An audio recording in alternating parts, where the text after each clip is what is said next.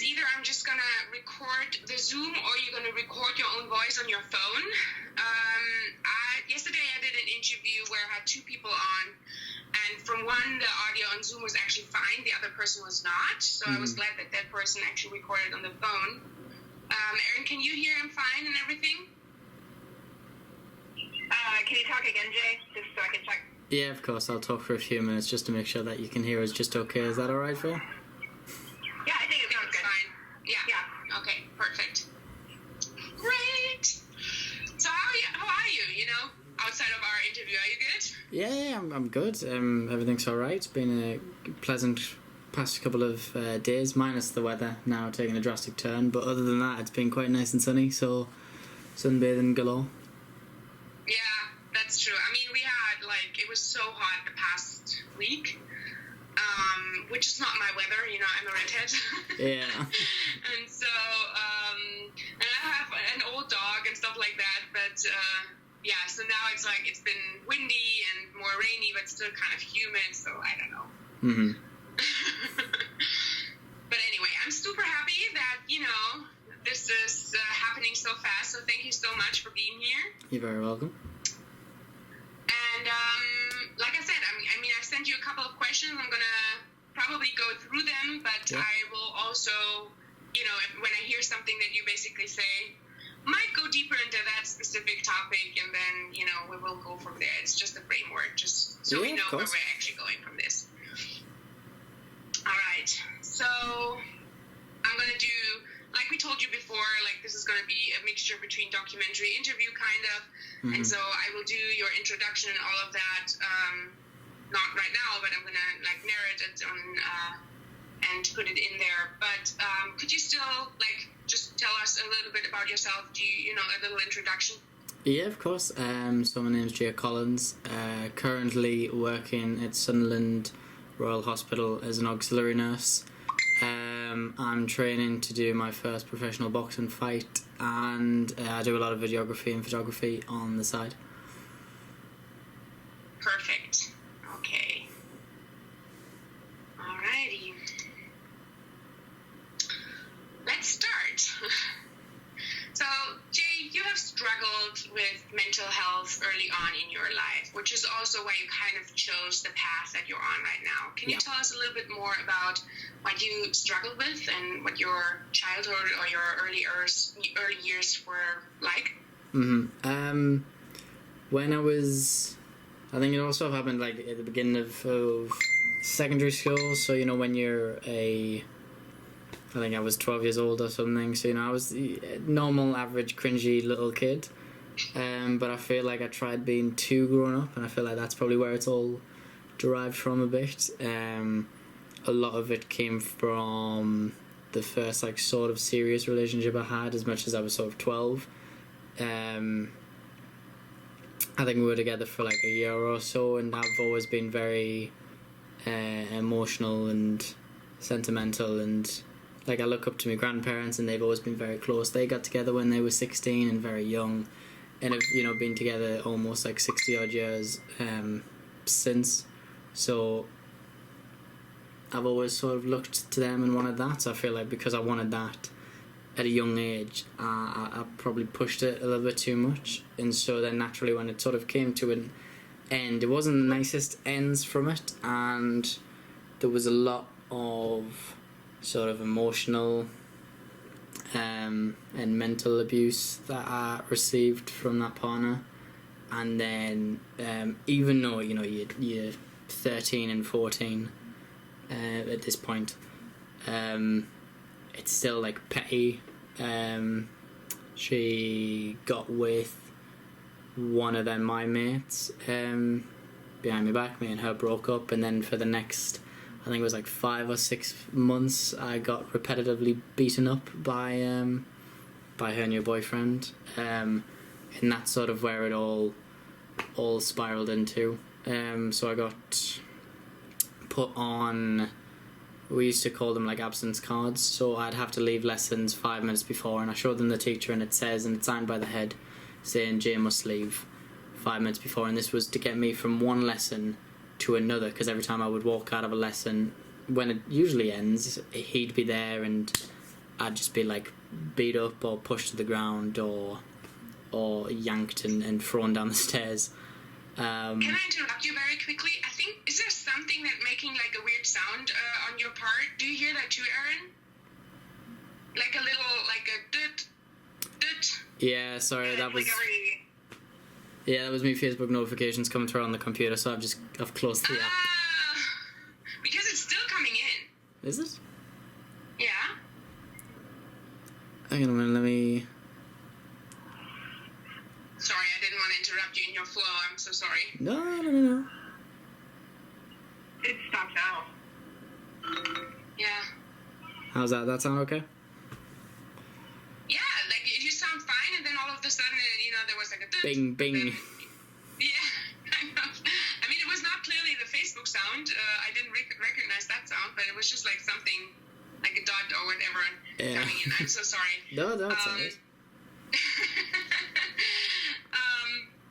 Okay, so you were basically saying that,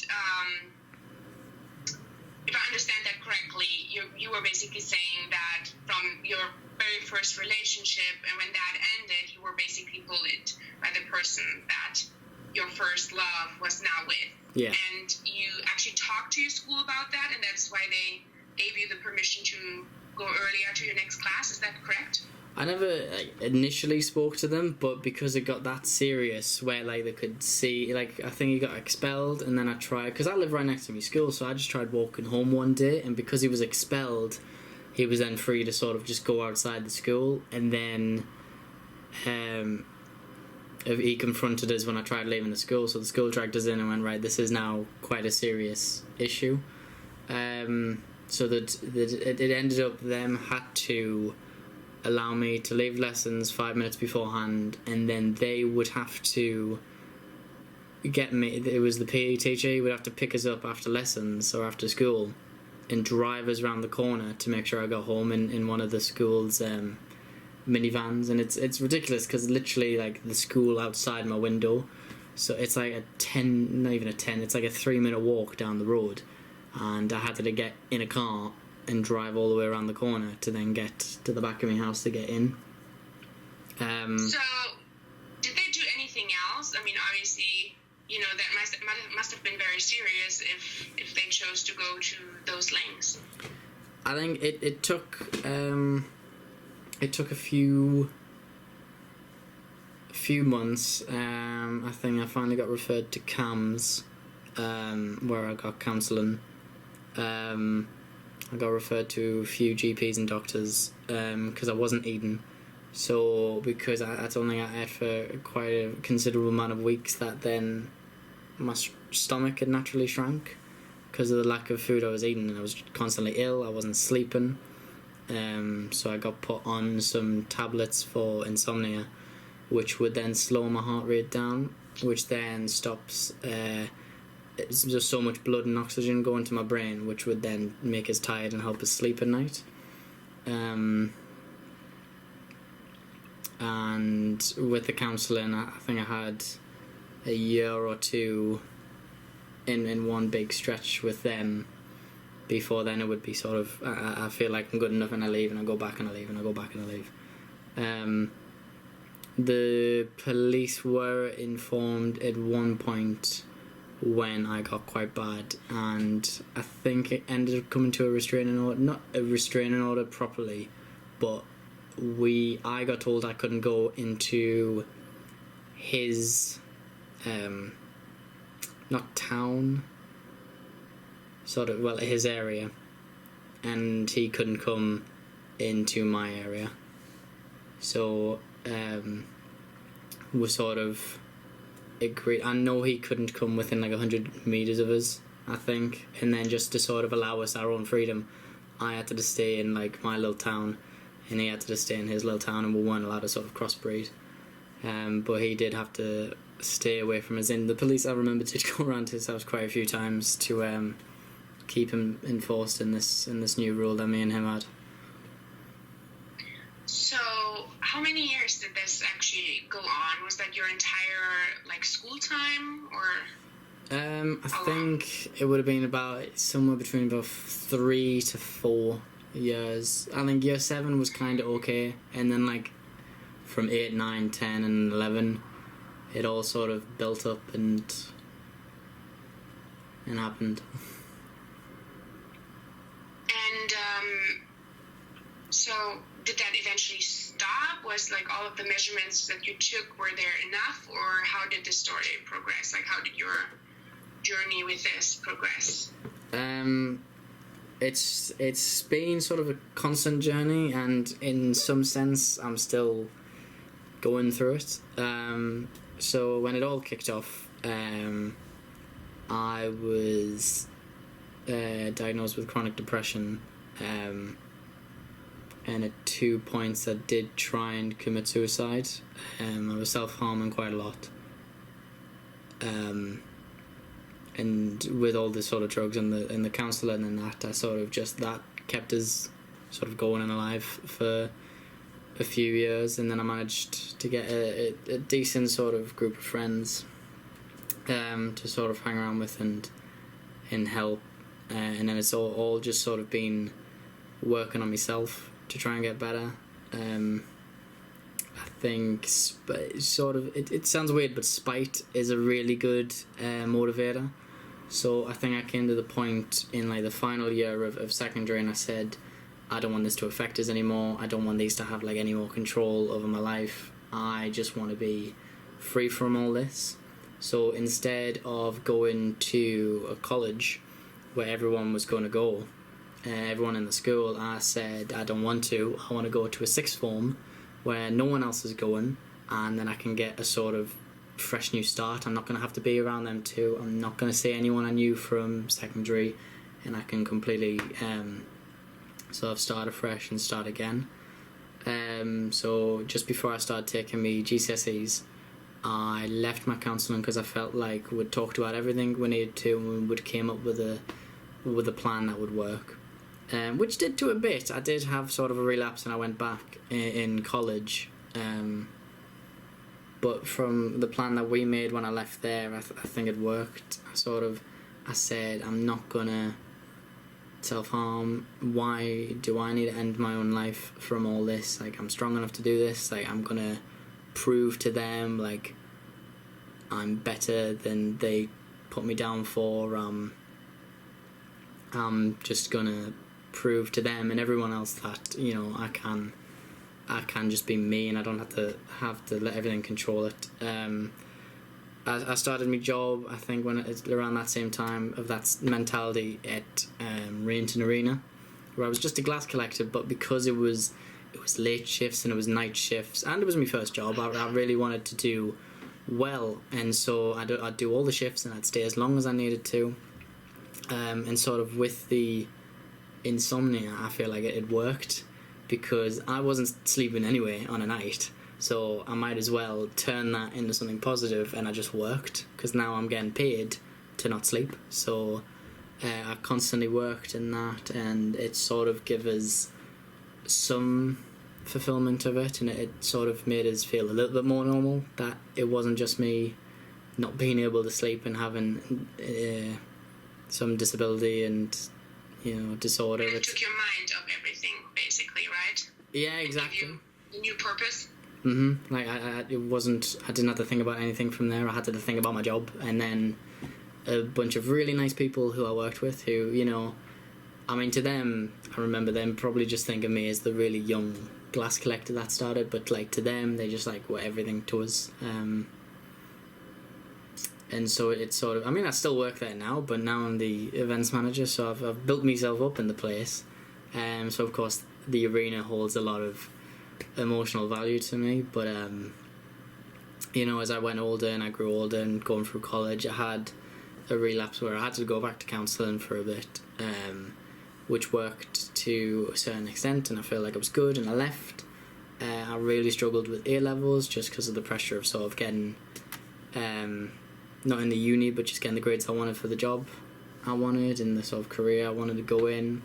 And at this point it started developing that, yes, I do want to help others. I feel like I want to improve myself, and I feel like I can help a lot of others do this, because it hasn't been easy for me doing it on my own, and I feel like a lot of people have to do it on their own. I've had a nice little support group here and there, but sometimes you need someone who understands properly, and it's always awful, because as much as your friends and your parents say that, oh, I'm there for you, you don't want to burden them with anything. I don't want to tell my mom or my dad, like, oh, like, I'm feeling quite suicidal again today. Like, that would kill them, and to me, I couldn't bring myself to do it. So to have at least someone who isn't, a family, or who probably is a really good friend, but just someone to turn to who would be sort of neutral in that whole, I don't want to burden you,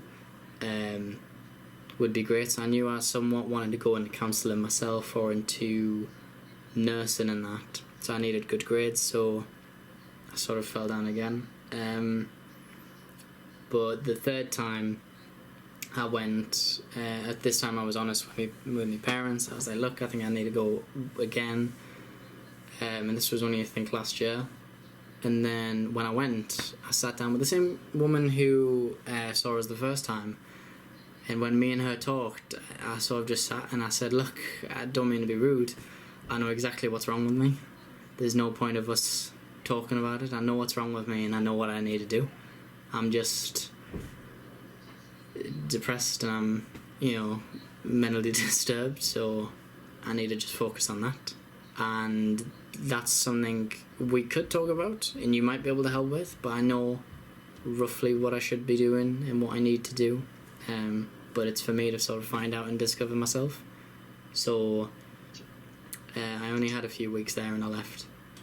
But it was that sense of, like, I know what's wrong with me, and accepting that this is probably how I'm going to be for the rest of my life, but to now learn to live with it and not let it control us. Because originally I thought... Originally I thought, no, it's alright. Like, maybe it's them. And to an extent it was. But now it's sort of... They were, if anything, just a physical body of what the disorder is. It's actually not them who was controlling us, but it was the disorders that were controlling me. So it's now living and learning to not let them control us, but not letting the disorder or anything else control us. So what you're basically saying is that the normal concept of counseling, where you might identify what's wrong, is actually not working for you if you know what's wrong, but you need the type of support surrounding you, where you can actually learn to adapt to every single day and just handle it. Is that what you're saying? Yeah. So the first time I went, it was great. It was like a God's gift. It really helped us. It moved us to the next step. But then as I moved to the next step, then it no longer becomes useful. To others, it might be, someone could have counselling for years and go back and forth and it still works every time. But for me, it didn't, because now it's not the point that I need to go for. I didn't need to sit and let everything out and identify what was wrong. I knew what was wrong, I knew why I was upset, and I knew there was something I had to do to fix that. So to find it was what I do next. And that's only by me doing it. So when you identified for yourself that this type of counseling is not actually working for you, and you knew that you needed other people who understand what you're going through to talk about this, to find ways of living with this, that's when you kind of knew that you also wanted to give that to other people, because that's what you've been kind of struggling with. And that was the reason for you to actually, change your career kind of into the area that you wanted to go into nursing, right? Yeah. So originally I wanted to probably be like an actor and that when I was young, when I first started school. I loved media, I loved cameras, I loved photography. So I did quite a lot of dramas when I was younger, but naturally with everything that happened, I lost quite a lot of confidence when it came to it. So as I got older, I thought it wouldn't be ideally the path I success in. But with all this, it clicked. I still didn't know what I wanted to do, and I had 6 jobs at once. So I did work at the arena, as I've already mentioned. That had a weird spell where it was going to shut down, so I got a job at a pub as a bartender. My sister used to be a lifeguard, so I did my lifeguarding course and became a lifeguard. My other sister did dance choreography she was in the guides for the local church, so I joined and did the dance choreography for that. Just getting like work experience and other stuff after sixth form. So I did a couple of weeks, I think a month or two, teaching media and creative arts to people. I got a job working at Hayes Travel in the banking administration side for a year. So I never knew what I wanted to do, but I was doing a bit of everything to gain some skills or improve in some way, to the point where I went for a paramedic job. And I went, this might be good. I like driving and I like caring for people, and it's like sort of nursing in itself. So I did that, got all the way to I think the last two, but the guy that got the job had a bit more experience. But because of that, I then found this apprenticeship scheme that I've just recently completed, which has got me working in the hospital, and I've been working there for the past 15 years. So now I'm in the job that I'm like, yes, this is me, this is what I want to do, this is great, this can help massively and has so much potential and opportunities. I'm now going to develop in this. And so it's exciting that I'm just in the start of it, and I've passed my first grade, and so I'm excited for then the next steps onwards. That's great. I mean, obviously finding like your true passion and what you want what to do with your life, that's obviously great. And you also got involved with the Sunderland NHS Foundation, right? Can you tell us a little bit more about that, what you do there, what the foundation actually stands for, and how you got involved? So from that apprenticeship scheme I applied for, and I got a job at Sunderland NHS Foundation Trust. It was in the middle of their merge with South Tyneside, so now I work for South Tyneside and Sunderland NHS Foundation Trust. So I was just an apprentice healthcare, which is a band 2, and it's also referred to as an auxiliary nurse. So for that I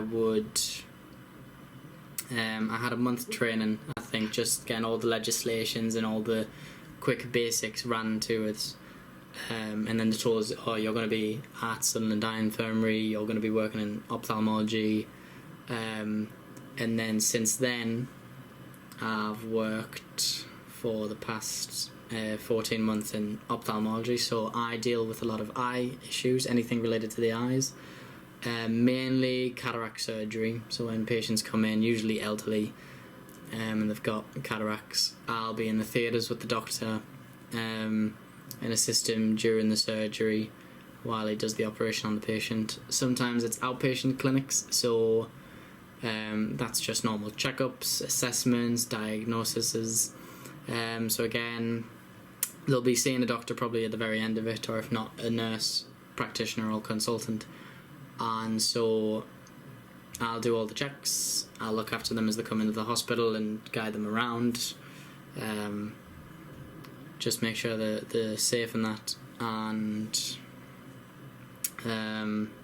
if they need treatment, such as like laser stuff, I get them all set up and ready, give them to the doctor in the room, and then once they're out, I'll see them again and I'll take them out and such. Great. And I mean, even though you're now having obviously a job that is taking up a lot of time, you still never lost sight of what you actually want to do, and that's also helping other people who are struggling with mental health issues. And so you came up with a project actually that turned into a documentary. Can you tell us a little bit more about that? Yeah, so the hospital put out like a competition thing and said, we want a new sort of poster for our 75th anniversary. And so I started getting all the old photography work I used to do, and I made a few posters in that. And they said, these are really good photos. We're looking at making a change to some of the banners and wall displays in the hospital. They're all about, don't smoke and reduce drinking and that. which people have seen for years, so they want something more fresh and more modern. So they said, dementia, that's a big one, and they said, what else? And I said, mental health, that's a massive one. So I showed them some of my old work, and they said, this is great, would love to put this up as a board. So I went out, I took a lot more up-to-date sort of photos to make the ones I did beforehand a couple of years ago more high quality and high resolution. So now we've got a load of my work photography wise around the hospital on some mental health boards, which is awesome.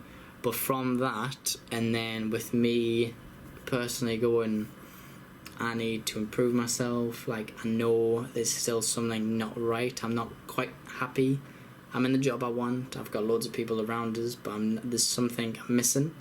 So I came up with this idea where it was as Anthony Joshua was having his fight and Tyson Fury was coming back, and so I started watching quite a bit of boxing, and that's been the only sport I seem to have ever enjoyed watching on the TV.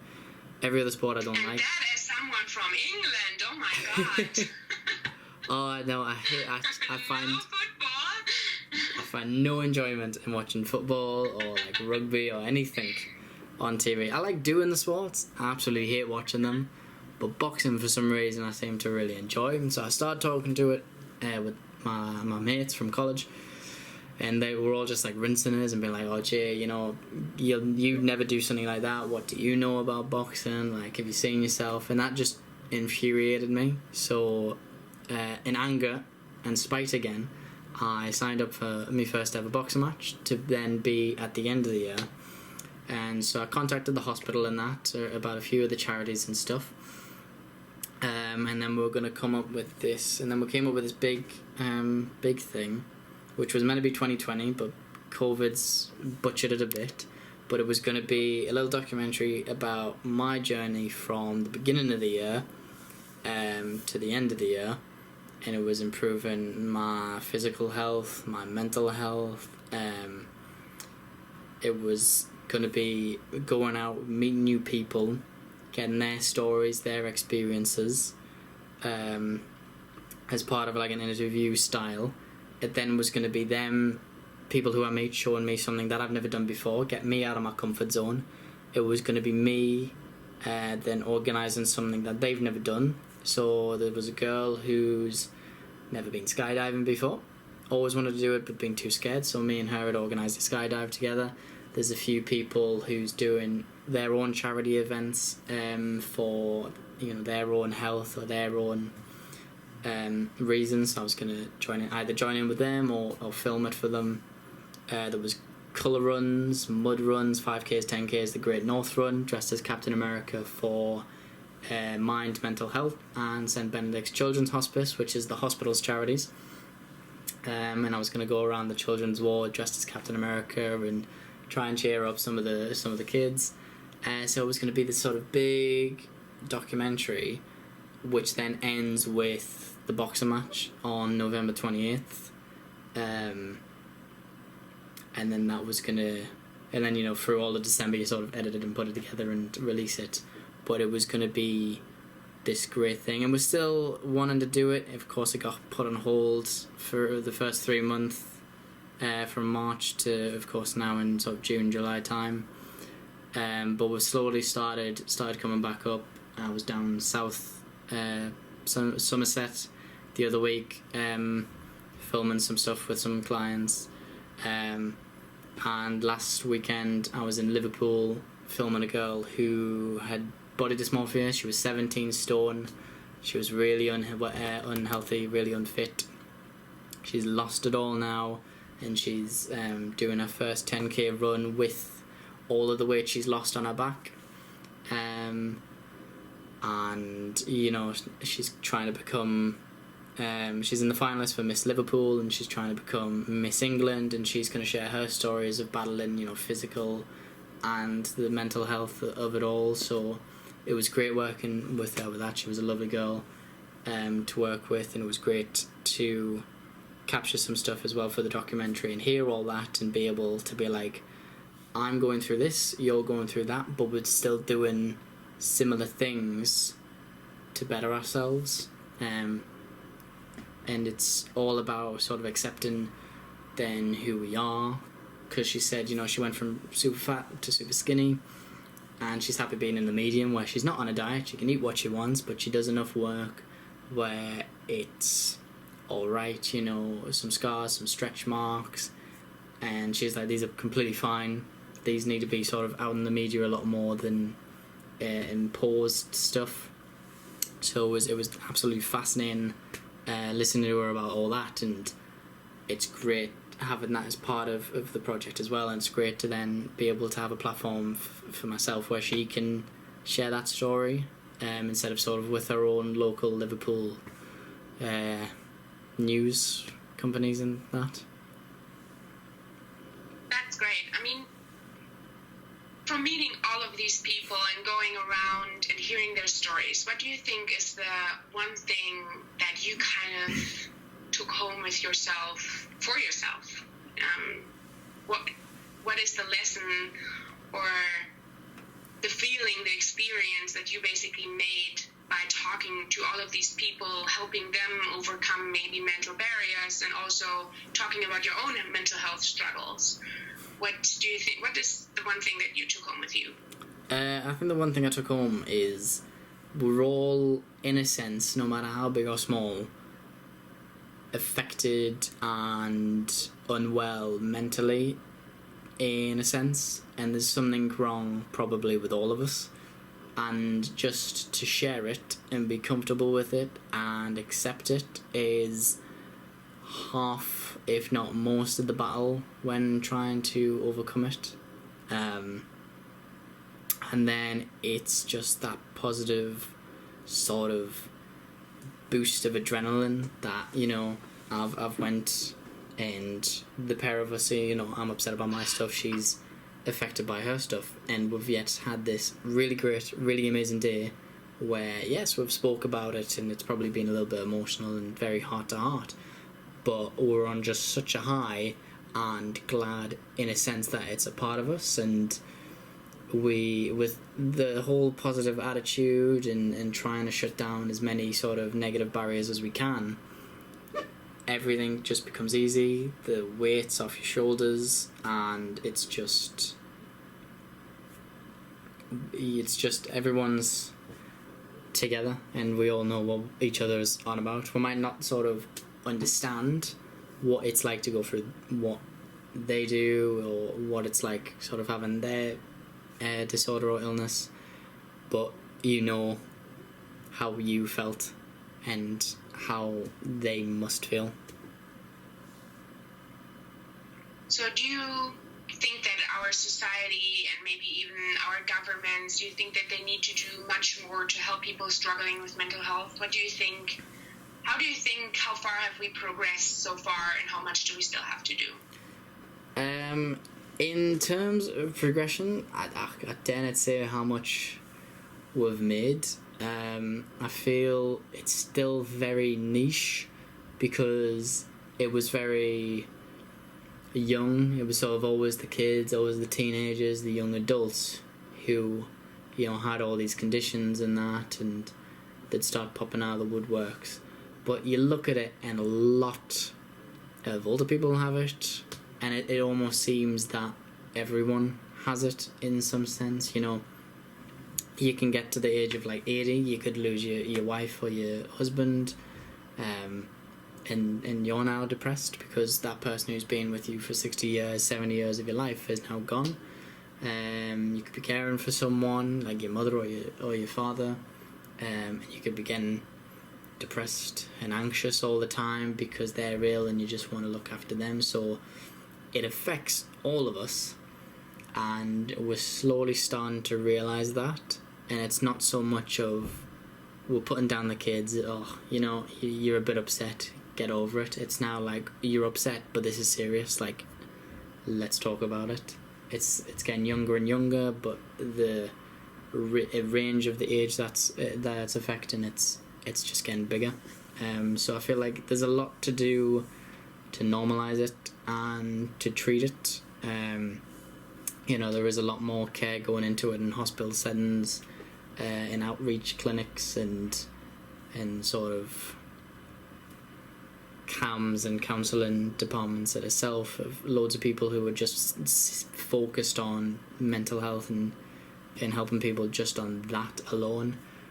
Just like, you'd have a place where it was just to treat cancer, or another place just to treat ophthalmology, eyes, but now there's a place just to sort of treat mental health, and it's great, but there's still a lot more work to be done and acceptance around it all. And it's, it's very confusing, and there's a lot to it, so it will take a while to learn about it.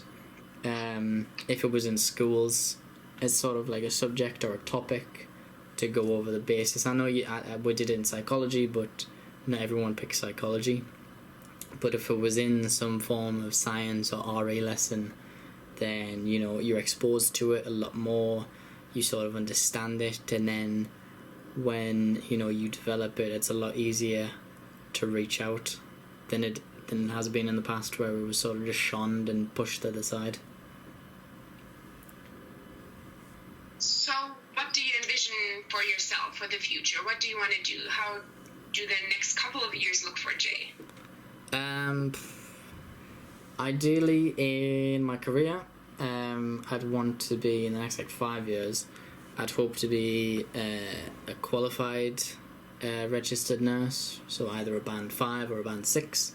Ideally my end goal plan is to probably be a nurse practitioner for the mental health ward, or at least a ward manager for a mental health ward. Be able to work in them environments and that, develop myself a lot more in the career, and work all over the hospital to just build my skills as a person, as a nurse. With this documentary, it's going to be not just all of 2020 now, it's going to be 2020 and 2021. So I want to make this greater than I envisioned for just this year. I want to go better, see a lot more people, travel a lot more. The boxing fight, I definitely want it to happen end of next year, I think it is, and it's kind of great because with the whole COVID thing, the arena staff were all 0 hours, bar a few of them who's been full-time contracts, and because of the way sort of them centres and arenas and pubs and stuff are losing money and they aren't opening, they're not getting the correct funding, or not making enough revenue to sort of keep themselves going. A lot of us have just been told, you're not going to get your regular hours back. You might work 1 or 2 shifts a month when we used to do 4 or 5 shifts a week. So a lot of them have probably gone to a supermarket or will go into a different job. So it's great that it's awful we're not all going to work together in the arena, but we now are all free, so then when we do have the fight and I go to the arena that I've worked at the past 6 years and have my first boxing fight, that I've got everyone there who I want, and none of us have to really worry about holidays. And so just to end this journey, this project off with that would be immense.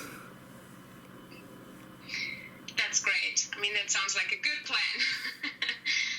So over the course of the time, I feel like you are someone who's pretty open about talking about your own struggles, your struggles with mental health. Mm-hmm. Have you always been that open when you talk to other people, and especially when it comes to those people surrounding you, maybe in college and also in school? How did they react when you were so open-minded, if you were talking about it with them?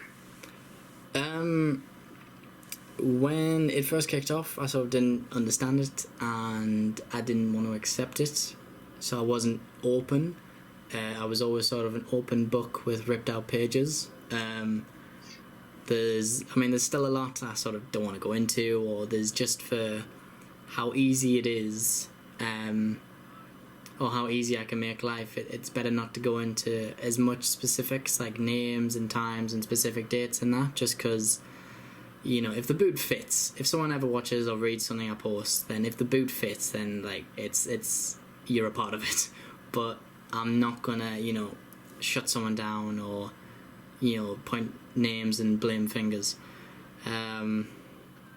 So it's easier to sort of keep a few things to myself, but now I've accepted it and I've grown quite a lot and I've moved on. It's a lot easier to talk about it. Some of the times, a lot of the times, especially when I sort of first meet people, I know it's a part of me and I've accepted it is, but I don't want whoever I've met to know that. Like, it's never gonna be the first thing I talk about.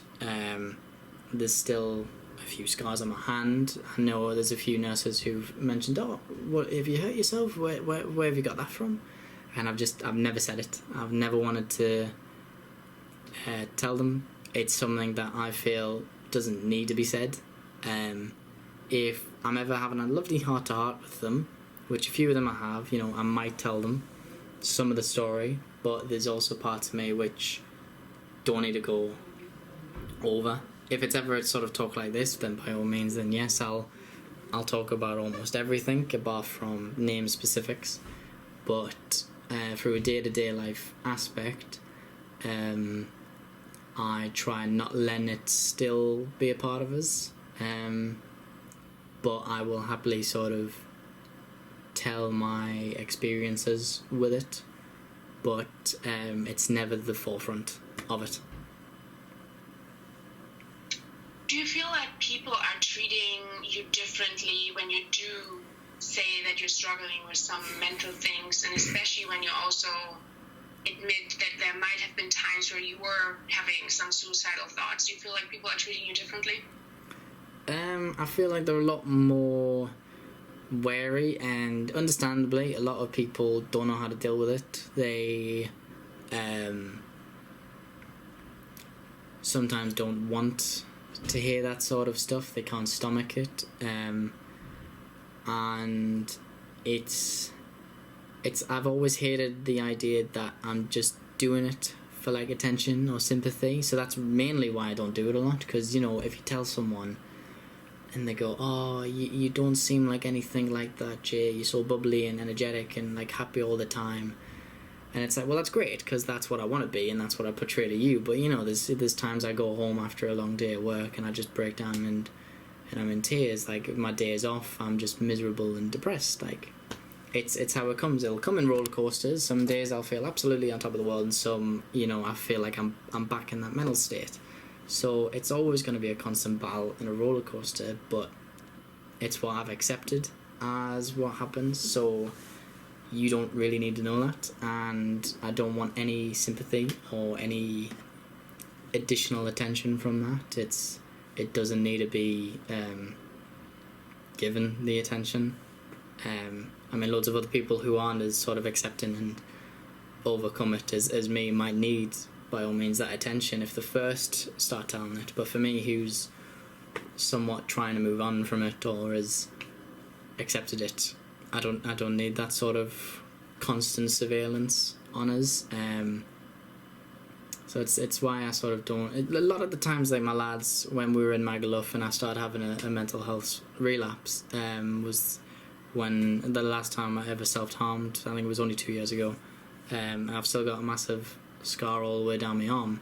I had a bandage around it. We're on a lad's holiday, and I just had a lovely heart-to-heart to them by the pool. So it's nice having then someone who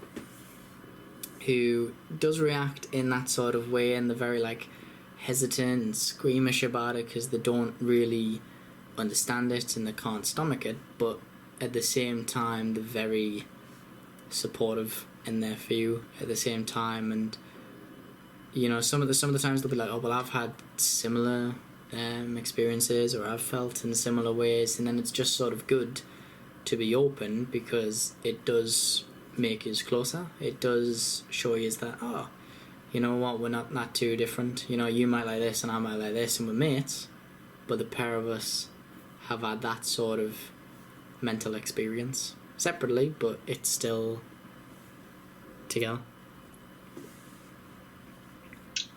Do you think if all of us, the entire society, would put less of a stigma towards mental health and treat it more normally, like you said, do you think that would also affect how people are treating those people who are open about, I have some mental struggles?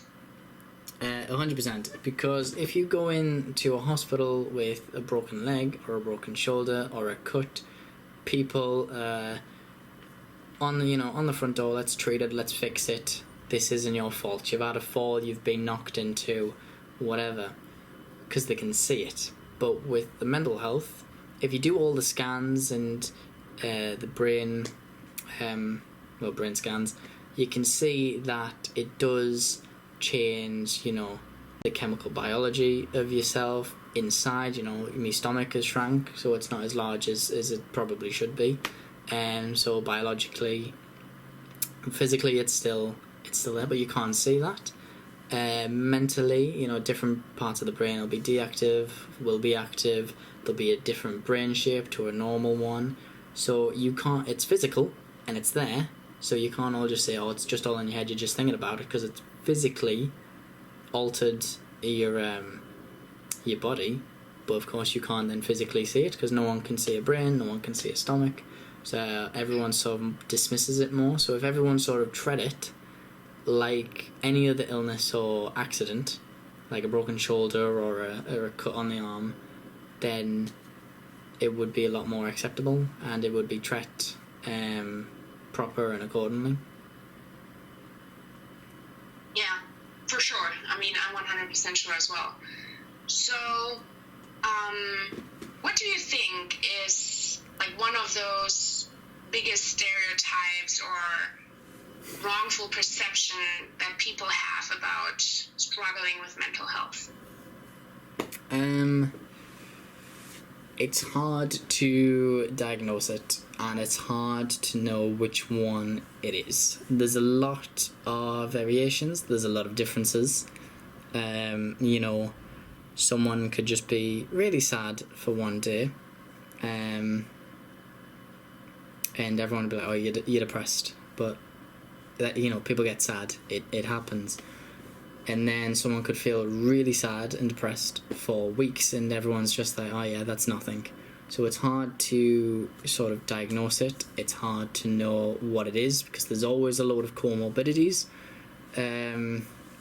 especially with other sort of more well-known diseases. Alzheimer's and dementia and depression, and that all of them sort of link and share the same symptoms and signs. So it's very hard to be like, "Oh, well, he's got depression," when really he's actually on the early signs of dementia, or he's just a bit forgetful. He's got Alzheimer's when really he's depressed and he's suffering from a lot of other mental health disorders. With you've got eating disorders, which you can eat too much, but everyone thinks it's always like, "Oh, you just don't eat at all." But there's always sort of two sides of the spectrum, and there's a lot of variation and deviation. You could have, because I had chronic depression, so you could have depression, mild depression, severe depression, chronic depression, but then you could have severe chronic depression, severe mild depression. So there's always a middle gap, and there's always a slight variation. So it is hard to sort of understand and discover, but it's there. Yeah, it is. Is there something that you want people to know or do, or something where you can tell them this is how you should react when someone comes to you and is maybe asking for help? Yeah, because there's always people everywhere. And like I said earlier with the arena, some of the people who I worked with on my first years will probably think of me as just, "Oh yeah, I remember that kid. He was the glass collector. He just started, when I was leaving."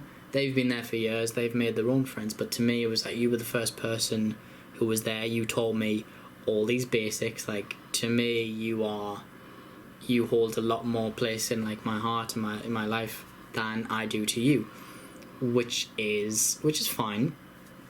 But I might do that to someone. There might be someone who I've met and I've only shared like a couple of conversations with them, but to them, I was then the only person who spoke to them in a week, and I was nice and pleasant to them. So I hold to them, I hold a lot more place in their heart than they did to me. To me, it was just a normal person who I passed by in the town. To them, it was this wonderful stranger who kept us going for another week.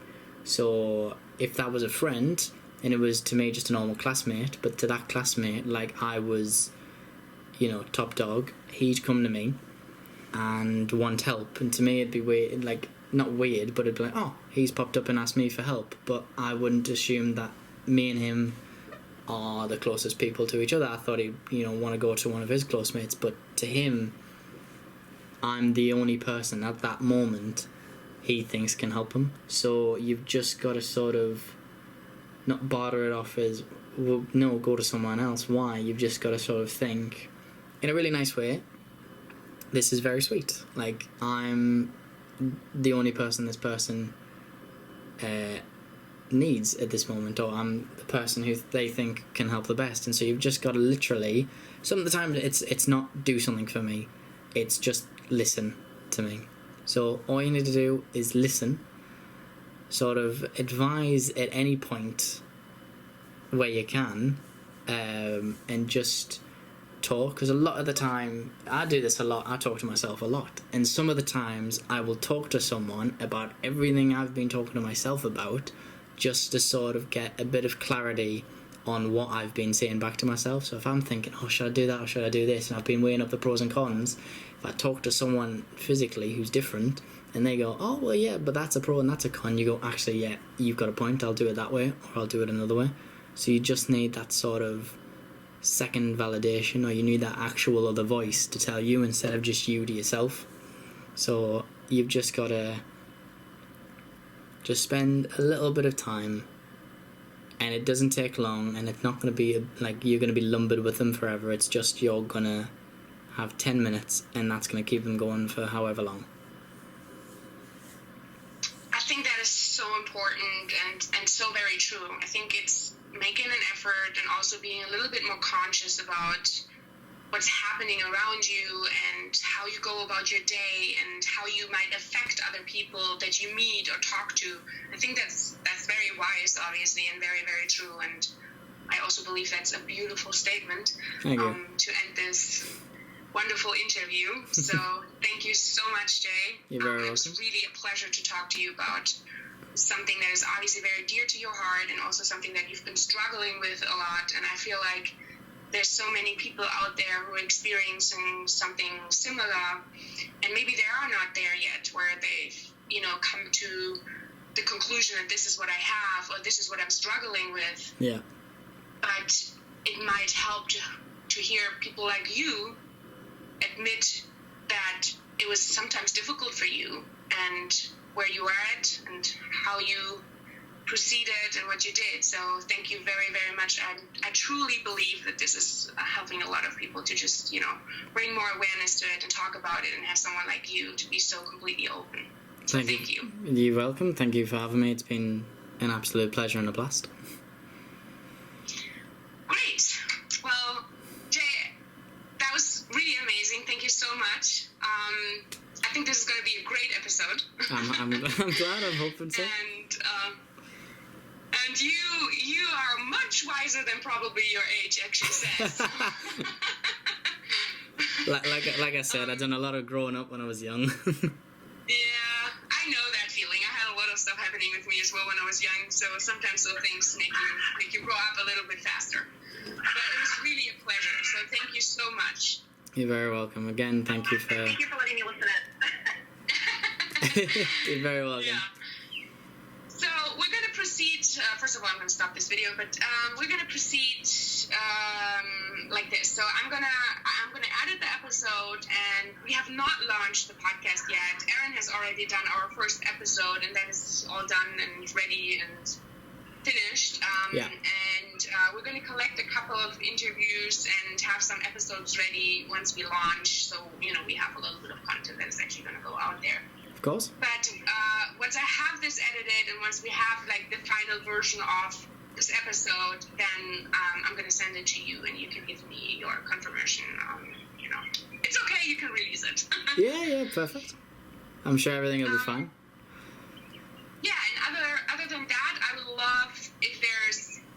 anything that you could share with us that we can then share on our homepage about the episode and also our Instagram. So if you want to share, like, I don't know, whatever maybe you have from your documentary, a picture or something like that, that would be obviously fantastic, or for you, or whatever you feel like would be great to go out there. And I might come back to you with, like, here and there maybe a little question about something about your bio, about you, that I might put out there. But I feel like, yeah, we have so much stuff in this episode. Yeah, of course. But whatever you need, just give us a message and I'll try and get it for you. Perfect. Well, thank you so much. Thank you again. Have a wonderful day. You both as well. Take care there. Bye. Bye.